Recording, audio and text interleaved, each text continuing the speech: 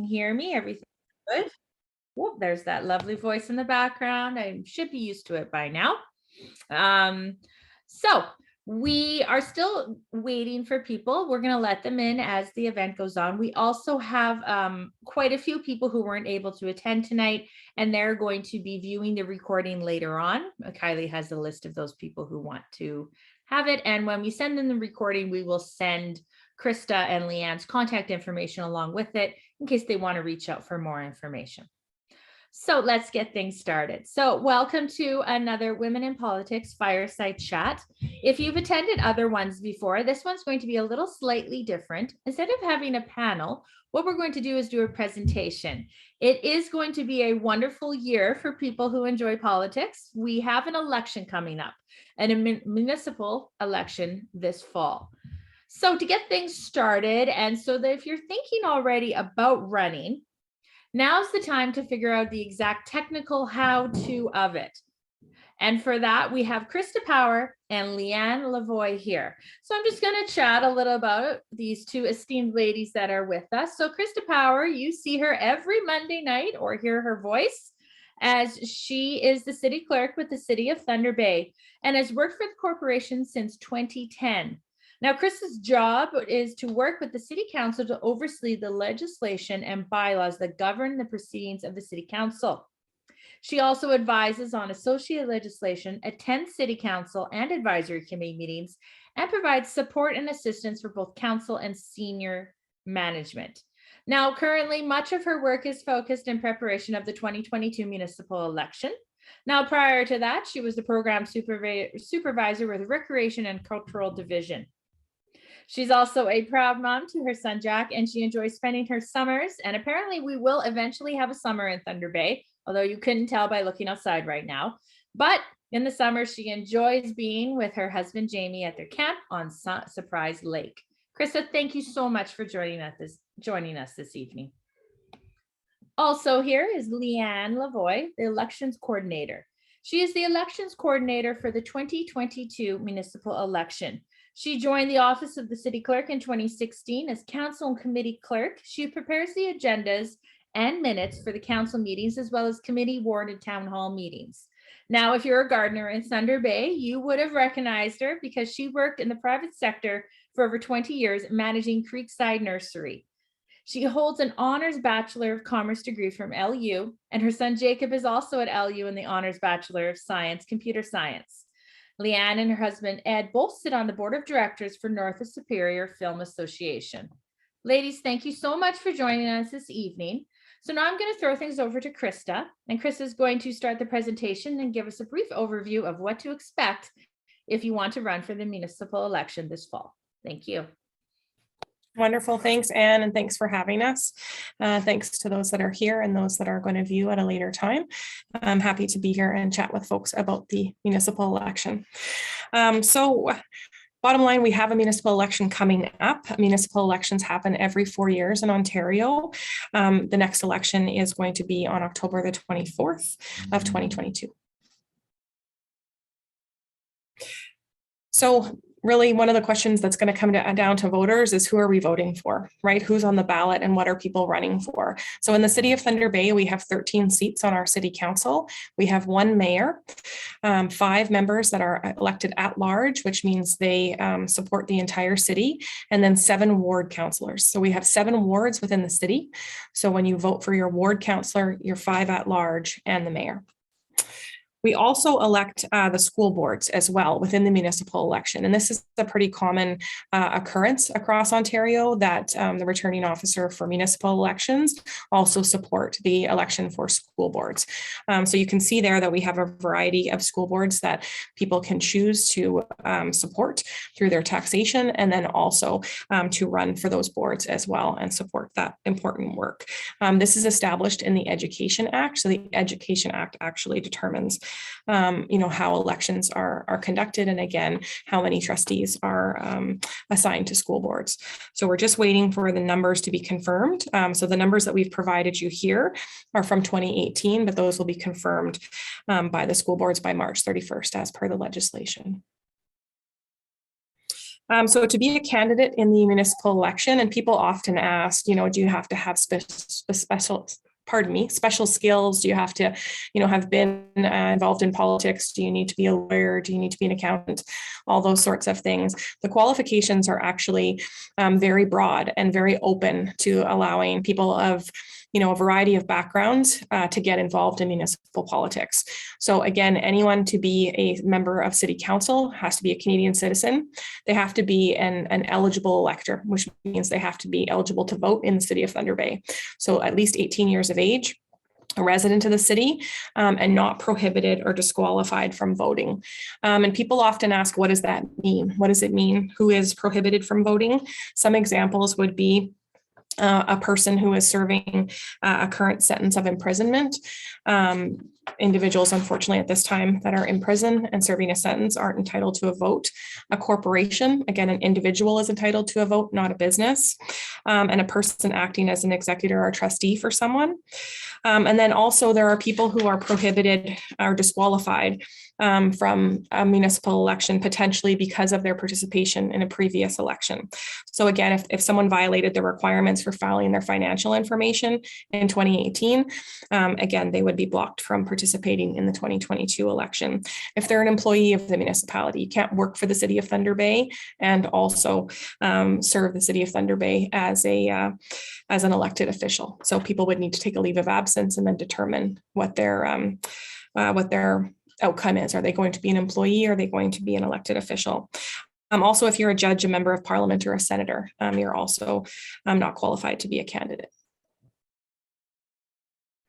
So candidate qualifications for school board, again, very similar to being an elector in the municipal election, again, which qualifies you for city council. The only difference here is, again, you have to be qualified to vote for the school board that you want to run for. So again, if I pay English public taxes and support that board, then outside of being the returning officer and a staff member from the city of Thunder Bay, again, that would be the board I would be eligible to run for. So I wanted to talk a little bit about the role of municipal government. So Thunder Bay is a single tier municipality, and that's an important piece, and we'll talk about that a little bit more in the next slide. But in the province of Ontario, the Municipal Act creates either single tier municipalities, lower tier, and upper tier, which relates to regional municipalities. Thunder Bay is a single tier municipality, and that's an important piece. The other important piece that I just wanted to mention is that as a single tier municipality, we are a unique dichotomy when you think about our 13 elected members. So we do have an at-large and ward councillor representation, and that generally only happens in upper and lower tier. So being a single tier, we are a little bit unique that way. So again, I talked a little bit about the single tier, and I think that's an important piece. So when you think about an upper tier and a lower tier, they kind of split the work, if that makes sense. So in a regional government, the upper tier municipality will take care of certain services for the entire region, and then the lower tiers will take care of different services. In the city of Thunder Bay, I often say the buck stops here. That again, this community as a council serves the entire city of Thunder Bay for all services. So whether it be libraries, parks, police, roadways, parking, you name it, and the city of Thunder Bay council is responsible for funding all of the infrastructure related, which is a significant amount of work. The other piece I wanted to note too, and I say this quite often, is that municipal government is the level of government that's the closest to the people. So again, you live in Thunder Bay, you go down to the Metro grocery store, you're going to bump into somebody from your ward, your constituents are at, they're ready to be able to ask you what your thoughts are about issues, about concerns.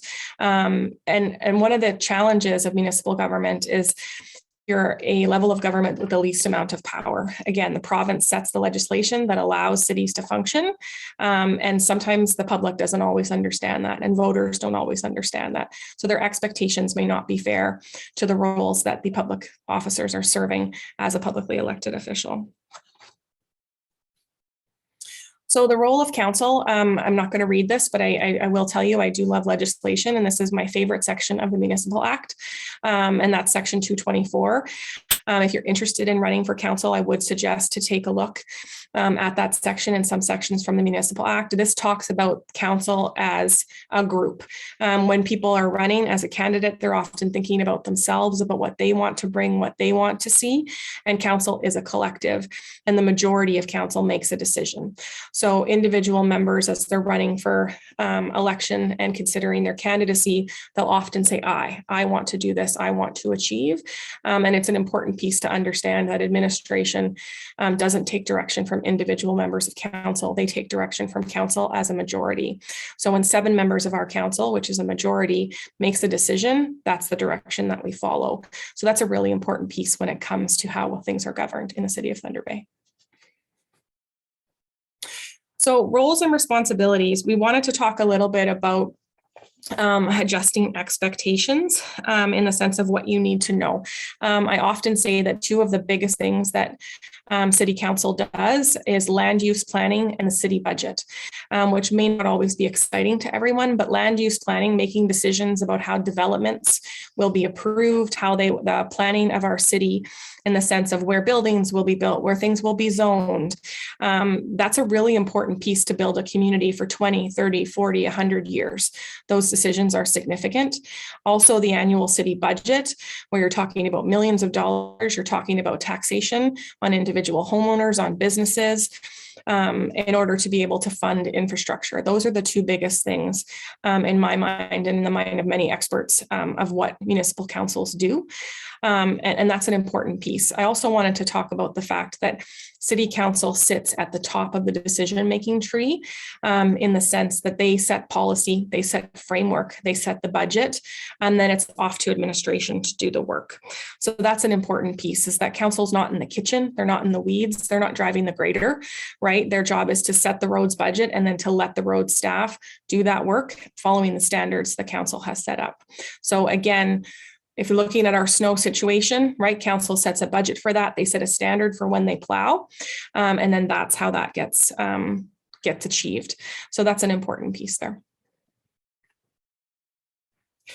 So talking about what you need to know and what to expect, I just wanted to share some information in the sense of how council runs and how it's supported. I think there's sometimes a misconception in the city of Thunder Bay that all of council has full-time staff and support and big budgets. So I just wanted to maybe debunk some of those myths. The mayor's position is the only position on council that's planned to be full-time and salaried as such. The mayor has 1.5 support staff. He has a policy analyst and a part-time executive assistant.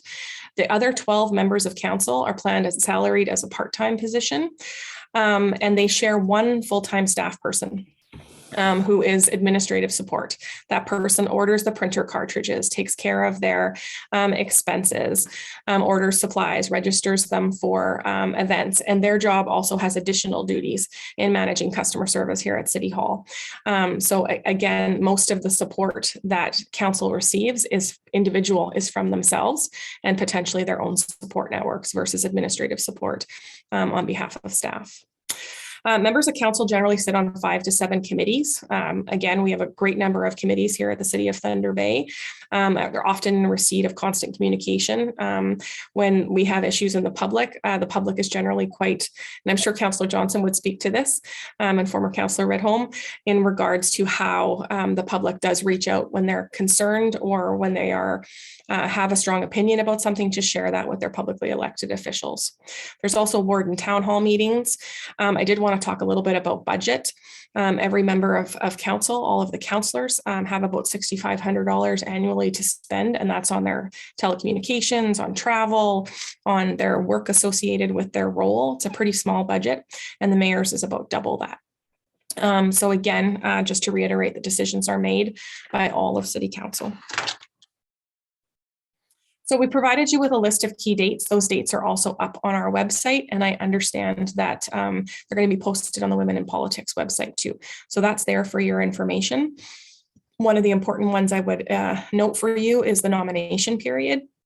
The nomination period is when you come in to register to be a candidate. So no one is actually a candidate, even if they've made a post on Facebook or a public statement, until they've registered as a candidate with the office. And part of that is because then that starts the process for how their campaign will run and the responsibilities that every candidate holds. So the campaign period begins on Monday, May the 2nd, and it's going to run until the August 19th, which is a Friday. So filing of nominations, one of the things that we have changed within the pandemic is we want to make sure we have the time to spend with candidates when they come in. So we're asking everyone to make an appointment. And that simply makes sure that we have the time guaranteed to you. You don't have to wait in a line. We're ready for you when you get here. So again, we will have appointments available to be booked in early April, and we'll have nomination packages as well that people can review, or they can call our office and book an appointment as well. And again, we'll be ready for you to go through that process and complete your nomination package. So the filing of nominations, this is an important piece here. So where, when, and how do you file? We mentioned the dates, but again, there is several forms, and those are an important piece there. We have Form 1, the nomination paper, and Form 2, the endorsement of nomination. Those are important pieces. So then again, both need to be filed in person, either by the candidate or their agent. So again, if the individual who wants to be a candidate fills out all the paperwork and sends it with their agent, so their friend, their spouse, what have you, that's certainly allowable, but everything needs to be filled out and signed by the candidate. The Form 1 is a prescribed form that we're provided by the province, and again, we'll have that up and available for people to review, and our office is happy to answer questions if anyone has them about that form. Form 2 is endorsement of nomination, and this is something that came to us in the 2018 election with a change in legislation that every candidate had to have at least 25 people endorse them, and they have to be eligible electors. So, it can't be your 16-year-old paperboy. It needs to be someone who's eligible to vote in the city of Thunder Bay. And again, we'll provide the form, and they provide their endorsement of nomination. It doesn't guarantee they'll vote for you. They don't have to promise that.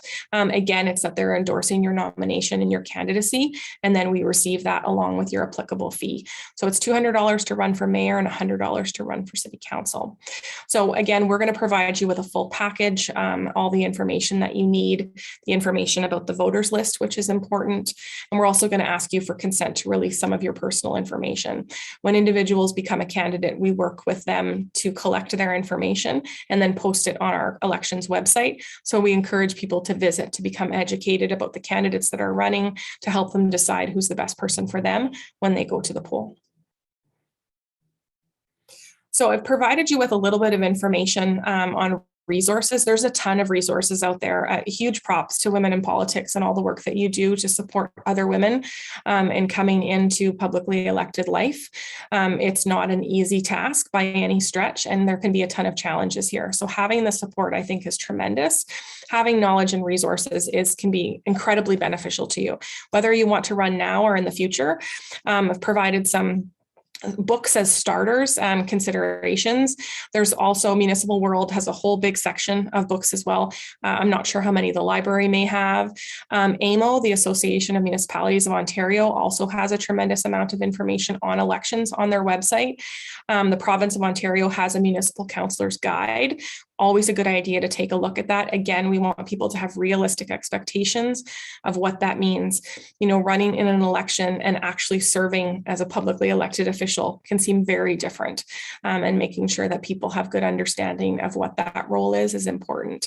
The other piece I would say is members of council, past or present, again, can give you a really good idea of what the role looks like, things that have been challenging within that role, things that have helped them succeed, and certainly provide advice and support. So those are just some resources I would certainly encourage you to visit or to take up on if you're interested in running in the municipal election. So we've provided our contact information there. Leanne is here full-time in City Hall. I am here in City Hall as well. Our building is open. You're welcome to call us and make an appointment to chat should you have questions. We are working in the background. Our website's under construction and we'll be up in the next couple of weeks, and we'll have a candidate information session as well. So that would be another piece. We've given you a bit of a primer here.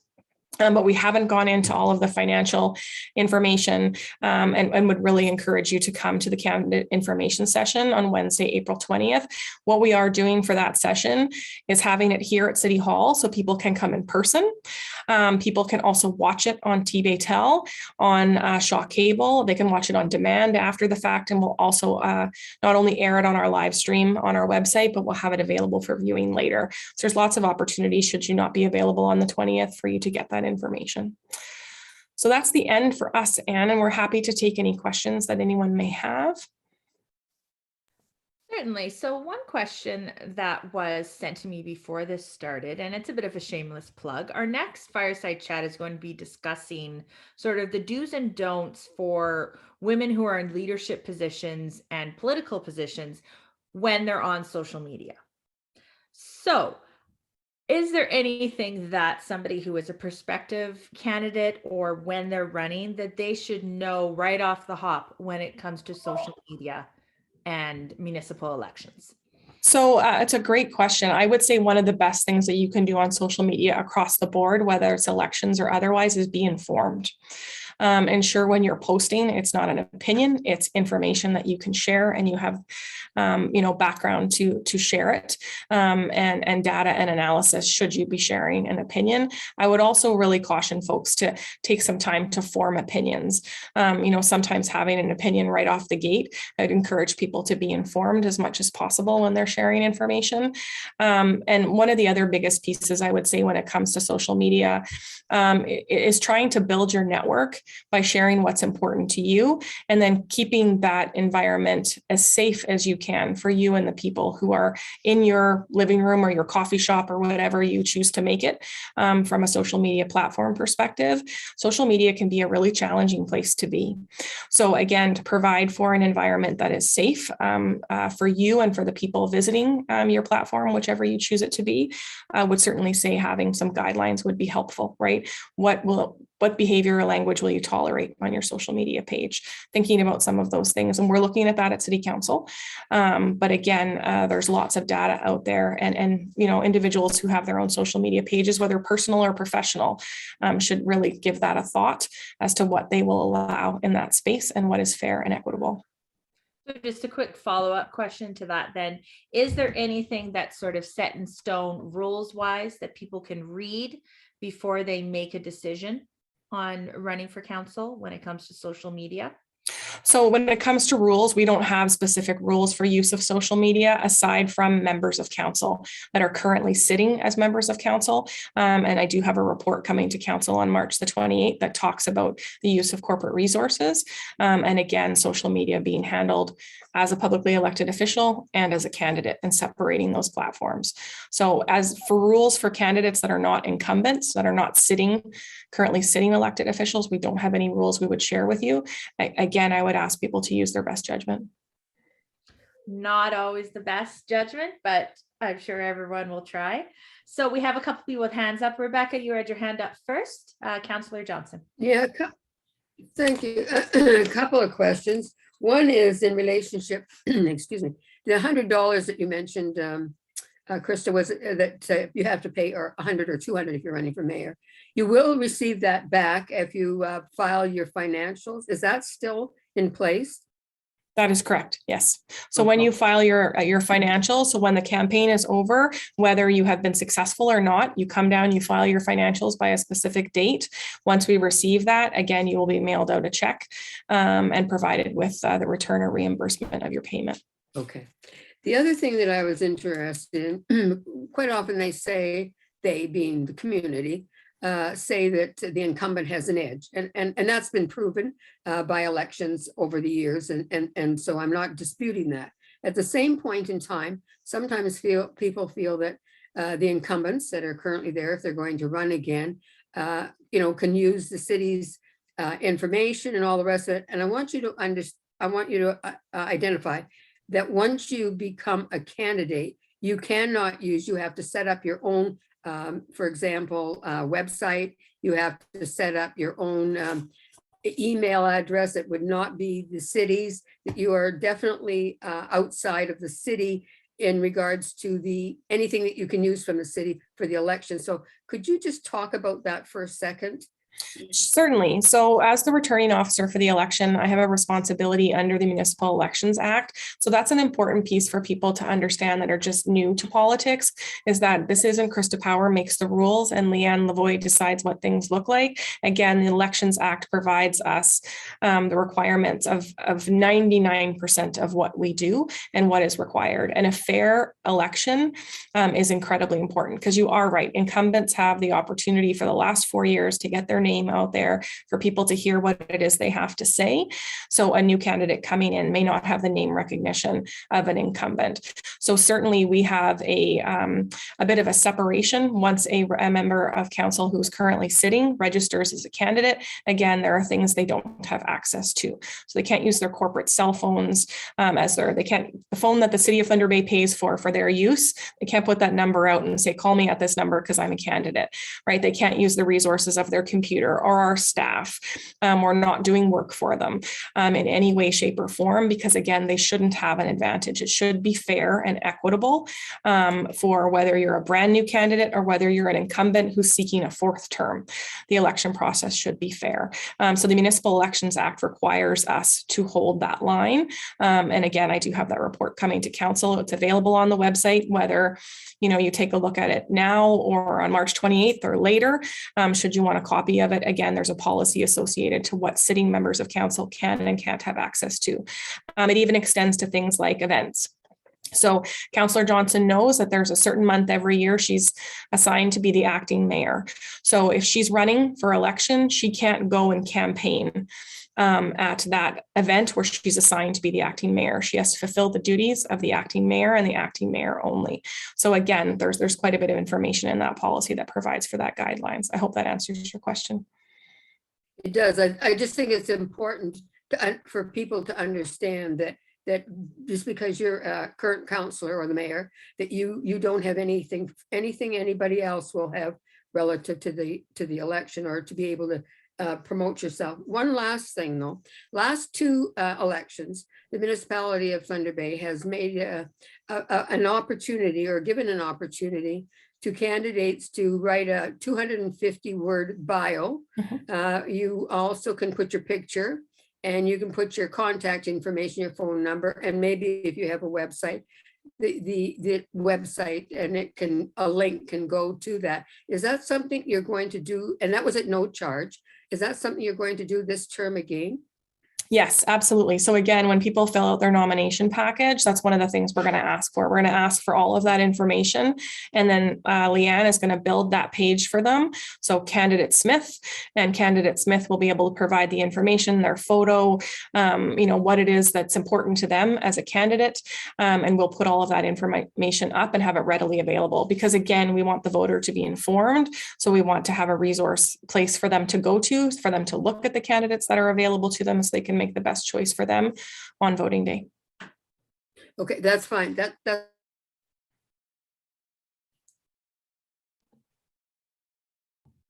Oh dear. I think Rebecca was wrapping up. She has frozen. If she wasn't done, we will certainly come back. Linda, you have your hand up also. Could you have a question? Linda, you're on mute. Actually, thank you. That last little conversation actually segues right into what I was going to ask. It was great that City Hall allowed that bio and the contact information, et cetera, last time. That was wonderful. And thanks again for doing that, because that is more work for our elections coordinator and staff there. So thank you. A question that I'm often asked by women who are interested is, what will it cost in financial terms, and where do I get the money? And I know that sometimes people have run, they've pay $15,000, $20,000, were unsuccessful. Um, even, I shouldn't say even maybe, but I remember a friend of mine running for a school board, and she was shocked at how much it would cost to get her name out there. So could you talk a little bit about that? Like realistically, how much money do women candidates need, and does it vary, of course, from one position to another that they're seeking? Yeah. Certainly, I think it does vary depending on the type of campaign that you want to run. And even if you looked at the financials from 2018 and looked at our mayoral candidates, they spent vastly different amounts of money, right? So again, the amount of money you spend doesn't necessarily equate to putting your name on the door, right? It's how you campaign and what message you have to share and how that connects with the voters that I would say is most important. Again, we're going to provide information in the nomination package that says this is how much you can spend. And again, that's based on the number of voters and a formula that's provided to us by the province of Ontario. But generally it is at least, several $1,000s, if not upwards of that. We've certainly seen candidates spend upwards of $15,000, depending on again, if they're running for mayor. So I would say it's an important piece, right? That again, do you have your own little stockpile of money? How are you seeking contributions? Because again, people can donate to your campaign. So I think that that's an important piece.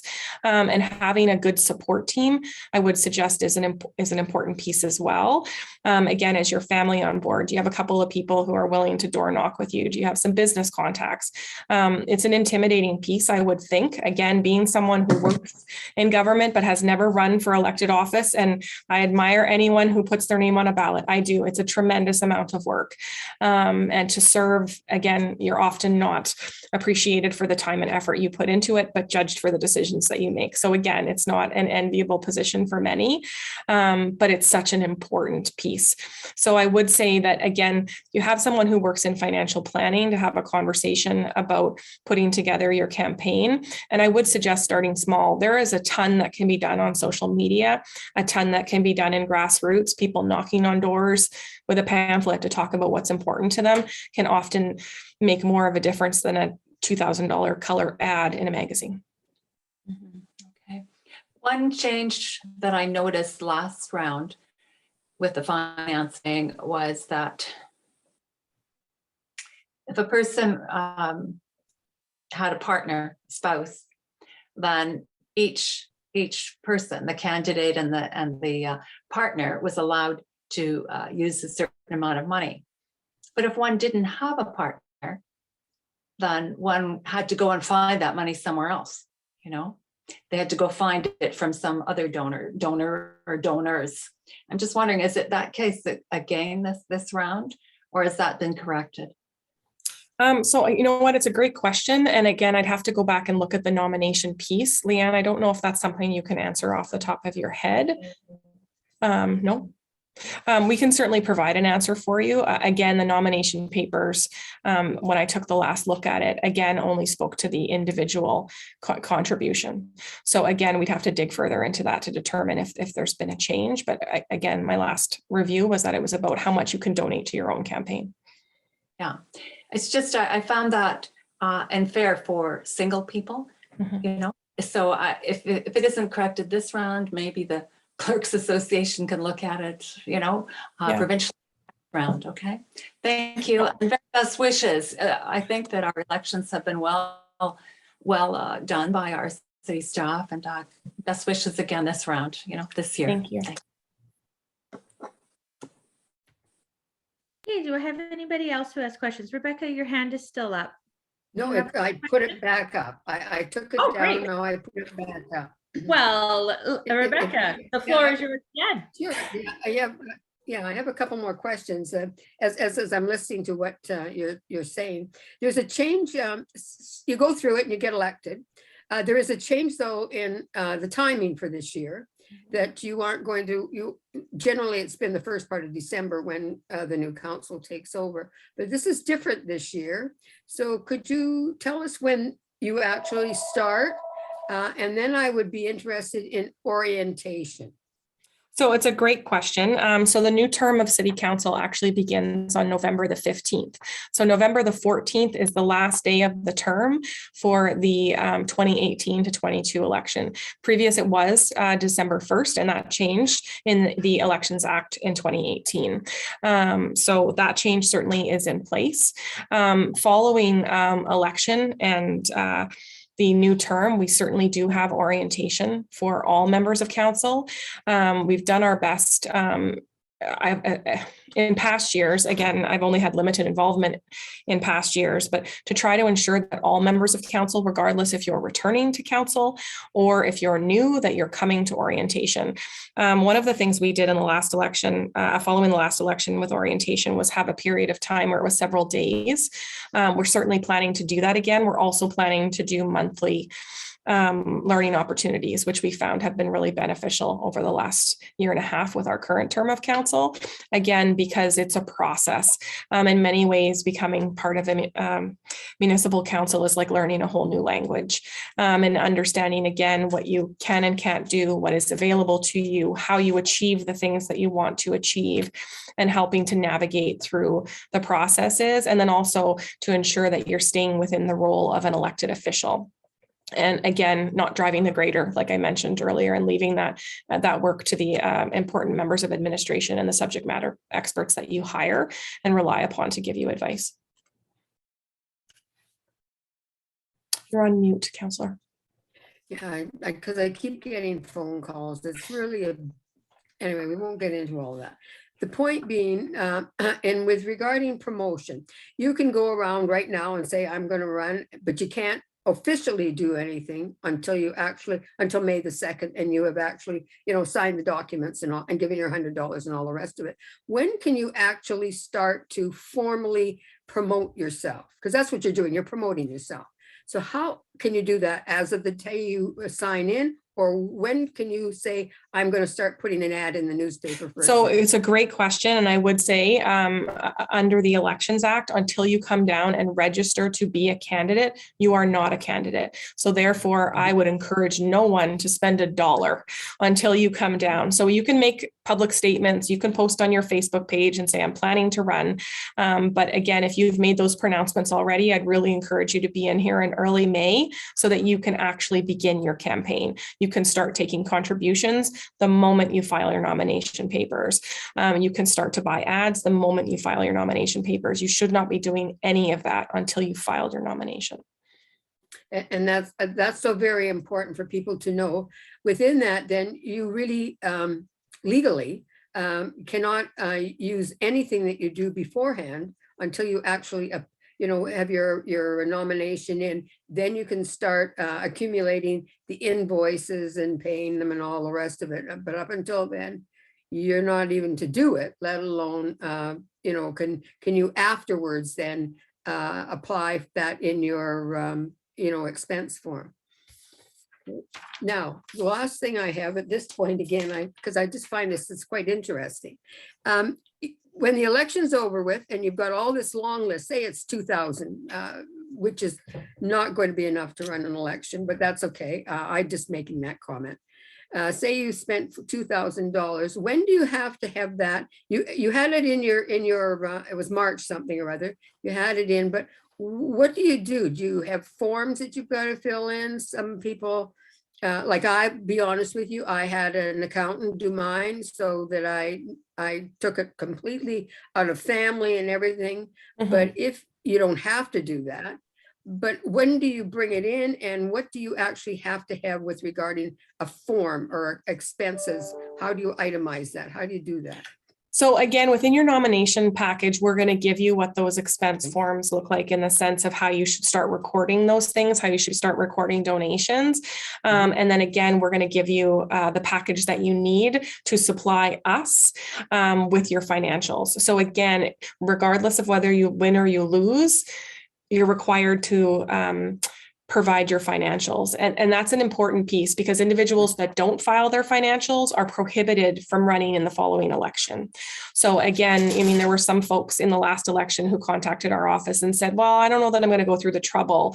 And we really encourage them to file because 4 years is a long time and you may change your mind and you want to at least be eligible to run should you so choose. But our office is going to give you those forms. We're going to walk through you with it. And then the other piece too is if there's concerns about what you've provided us, we're not judge and jury here. We're going to give you an opportunity to take it back and to make some modifications. So again, if you do have someone in your life who is an accountant or a bookkeeper, and willing to take a look at that with you, it's not terribly complicated. But again, we're going to give you some guidance and some advice on how to fill out those papers. And then again, should you have any concerns when you come to bring them in, we'll try to provide guidance as well at that time. So I hope that it's a little bit more complicated and I don't want to bring up the form. We're going to go through it in the candidate information session. So again, I would encourage folks if they're interested to come to that and then we'll speak to some of those pieces. But that's really a piece that you'll start doing. You'll start recording all those things when you start doing them and then you're just giving it, like filing it with us. So it's going to be a process from start to end. Does that help? Yes. Thank you. Oh, and you know what? Our lovely elections coordinator has an answer about the spousal contribution. So I'm going to let Leanne answer that question since she's found the answer to that for you. Hi, everyone. Can you hear that echo? So the maximum contribution that a candidate can make includes any amounts that come from the spouse. So it's the candidate and spouse amount combined.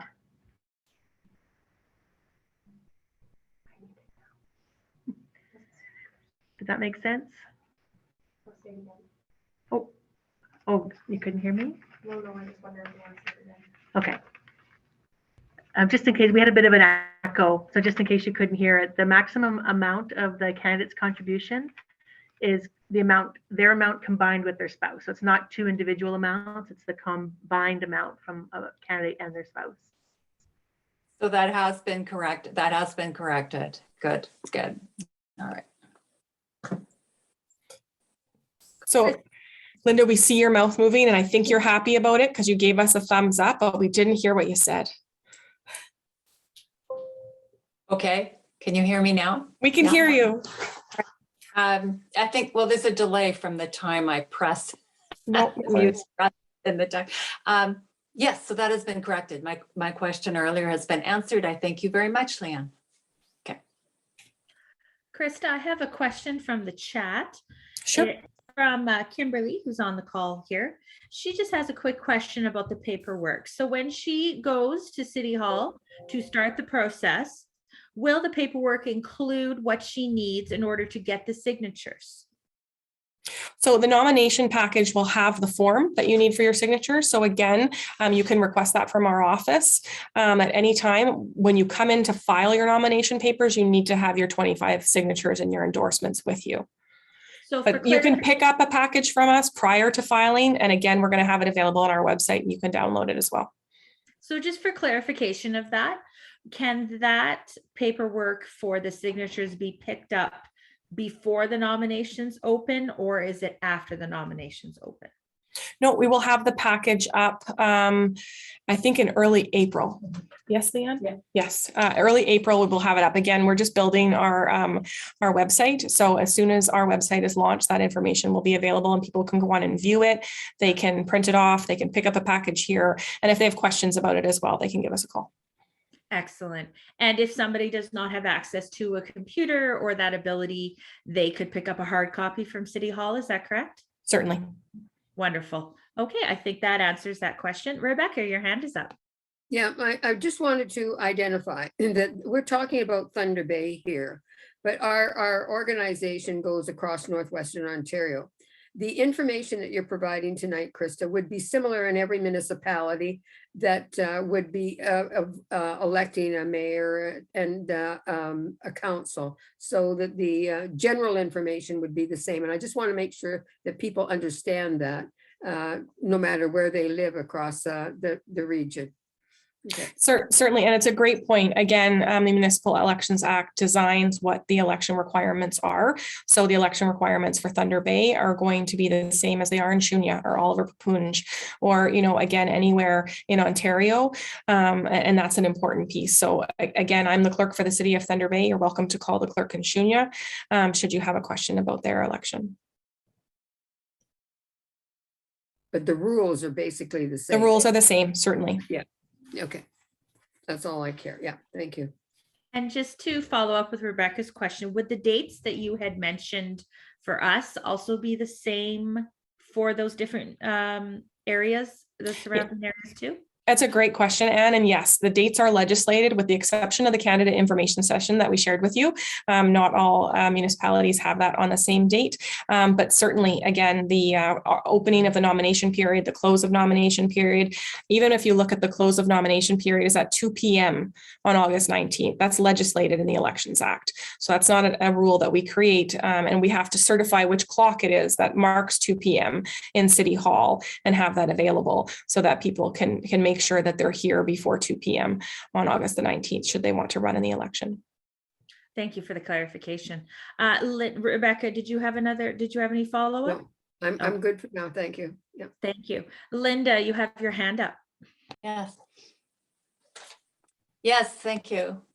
I also want to say I'm glad to hear, although some people may not appreciate it, but I'm glad to hear that potential candidates are to make an appointment to come in and file their nomination papers. Because I remember back in 2018 on that Friday afternoon, clerk's office was somewhat swamped with a number of unexpected people who showed up at the last minute. And it really isn't the right way to, you know, for things to be done. So that's a good idea that you're instituting this year. Will all municipalities do that, or just we know Thunder Bay will be asking? It's really, it's up to every municipality to determine what their process is. And one of the things that we found beneficial throughout the pandemic was the opportunity to create an appointment, because what it means, not only for us to be able to manage our time, but that our time is reserved for you. So, you know, if you were to come on a busy afternoon at City Hall and there's 5 people waiting in line, potentially you're here for an hour and a bit. So again, we want to make sure your time is important, our time is important, and we can plan the time that's appropriate to go through the process with you. And I have another question about the financial reporting. It used to be that all of our financial reporting forms would be collected and kept there, available to the public should they ever want to come in and view the financial reporting forms. Is that still happening? Yes, so that's a requirement. And again, following the conclusion of the election, and again, the closing of the financial submissions of all of your forms, we actually put them up on our website for a period of about 6 months where they're publicly available. So people can go online and find them. And then at any time, anyone could make a request of my office and we'll make copies of whatever it is that someone would be seeking, or send them a scanned document via email should people have questions. That's information that we keep as an archival record, so a permanent record. Okay, so that would mean then that if a candidate wants to run for mayor or for school board or any position, they would be able to check with you to see what the candidates for that position spent last time and from where they got their funding? Certainly, that's available to them if they choose to ask for that information. Yeah, because the information could be quite helpful to them just going into an election, right? So certainly. Thank you. I'm glad to hear it's still there. Thank you.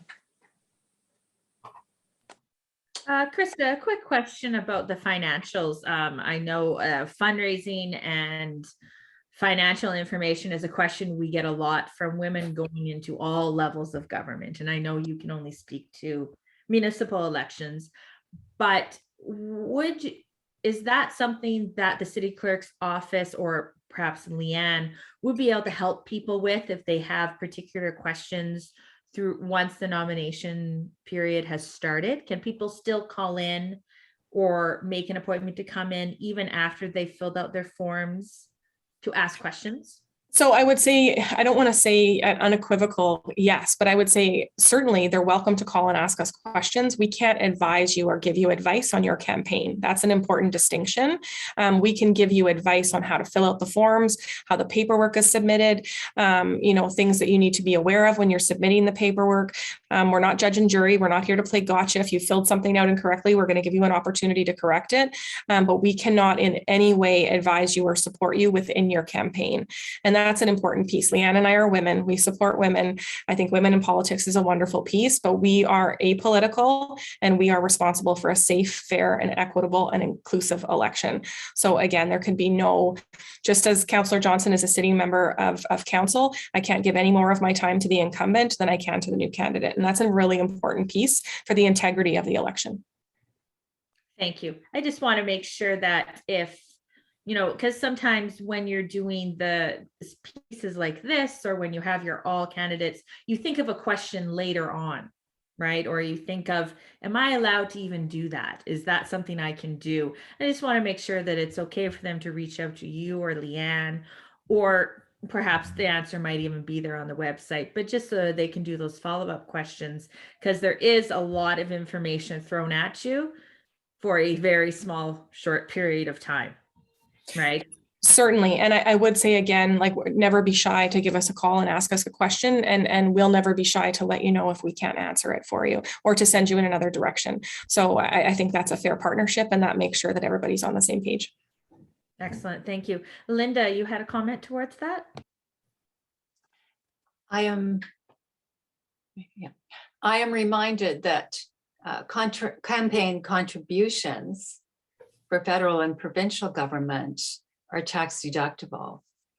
Has that happened yet in our municipality? Has council considered having that for our municipality? So I believe the answer is no. I would need to confirm. And again, it's not something that our council would be responsible for. They would need to advocate to the province. Leanne, can you correct me if I'm wrong? I'm almost like I'm like 98% sure that's correct. We will confirm, but I don't believe they are tax deductible. Okay. They have not been tax deductible. No, not in the past. But I do recall that question coming up at council if we wanted to pursue it, and we did not. I served for 18 years there, and never did we pursue making those contributions tax deductible. So candidates must remember that when they ask someone and the person gives them $20, say thank you, huge thank you, because if they were giving, $50 or say $80 federally, they would get say they were giving $80, they would get a $60 tax deduction off that. And the real cost would only be 20, whereas if they're giving you 20, that's it, that's the real cost. So that's the difference between running federally, provincially, and municipally. Municipally, you can't give any donor a tax break.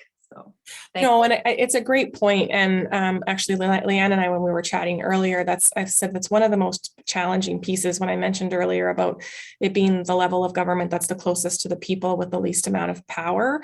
If I think back to the number of calls I got in the height of COVID, demanding to know why the mayor had not declared the city of Thunder Bay a hotspot in order to get us more vaccines, and trying to explain to people that he does not have that power and city council does not have that power. It lies with the province. So I would say that that's always a challenge, is trying to help the public understand what municipal government does and what control and power members of council have, either individually or as a collective. Yeah. Okay. Thanks again. I have a question from the chat. It's a direct question. Is the limit for one campaign donor still $750? Leanne or Krista, would you have that? I have to check our papers here. I'll look it up. Okay. So we're going to look at. Stumped you. You did. I did. Don't tell the other counselors, Rebecca.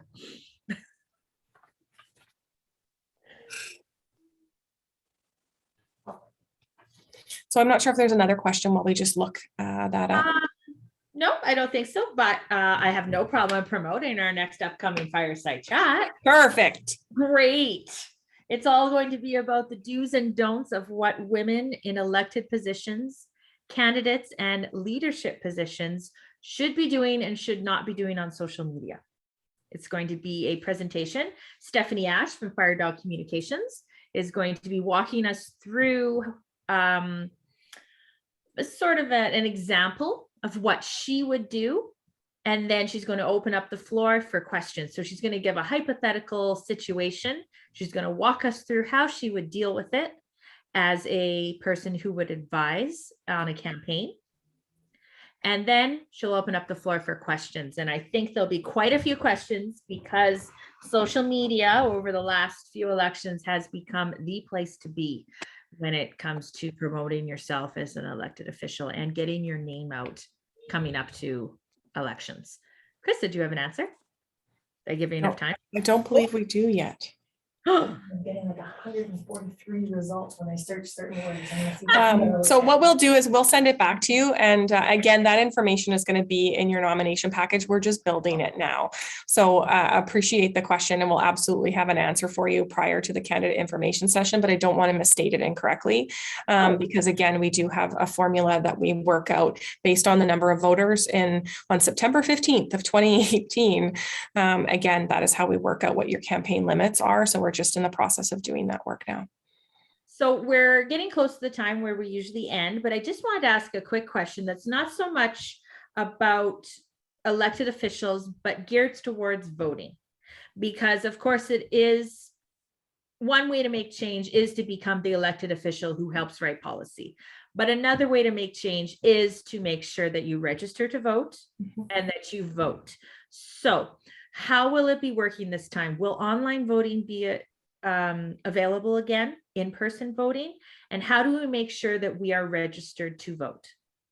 So it's a great question. And I will say we are anticipating confusion and potentially frustration from voters in October because they will have just voted in June in the provincial election and then, potentially get their voter information card and it be incorrect if they've moved since 2018, changed their name.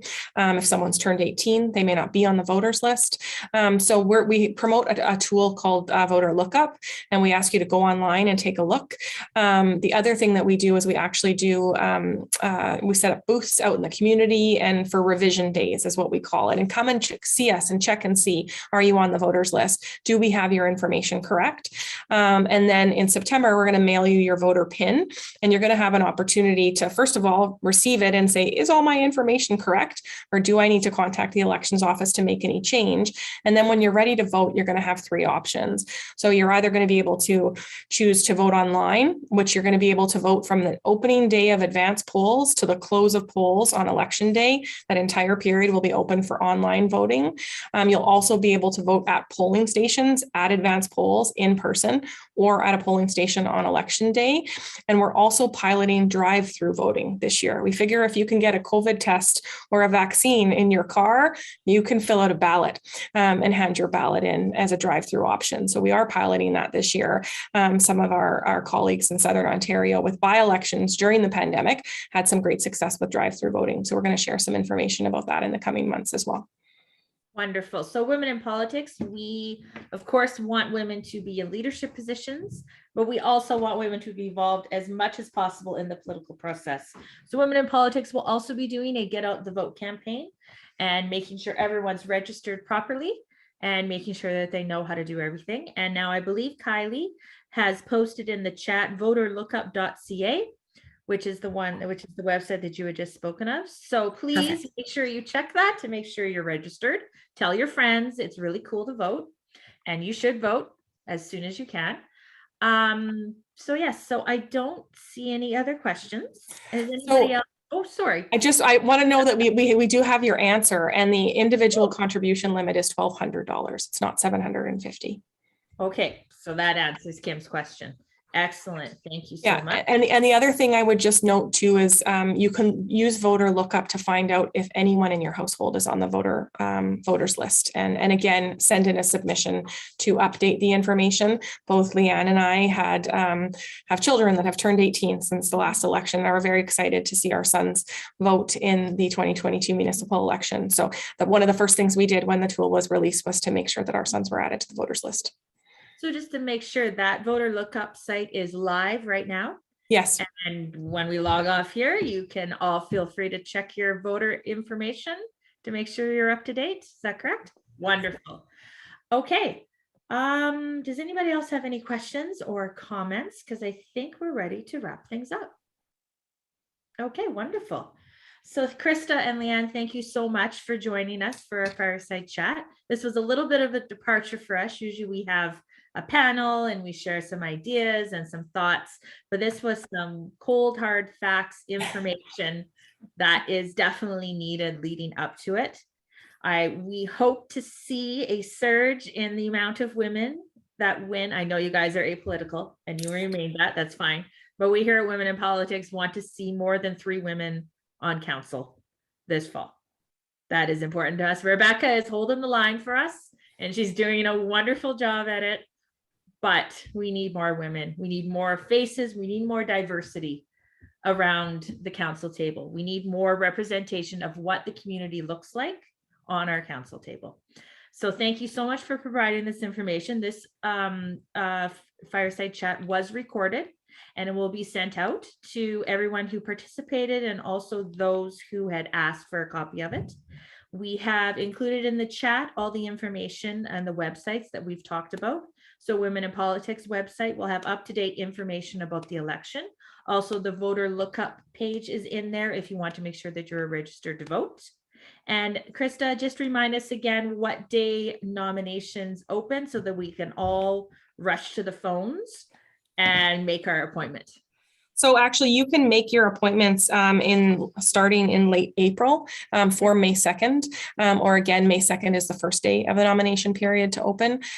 So you'll be able to either make an appointment online or to give us a call. We're doing a launch at the beginning of beginning of April to talk about the election and to promote our candidate information session. So at that time, again, we'll have availability for people to be able to book their appointments should they want to book in advance. Wonderful. So thank you so much for your time this evening. And I hope to see everyone out at the polls and I hope to see everyone's face running for this upcoming election. Take care. Thank you. Thank you, Krista. Thank you, Leanne. Have a good night, everyone.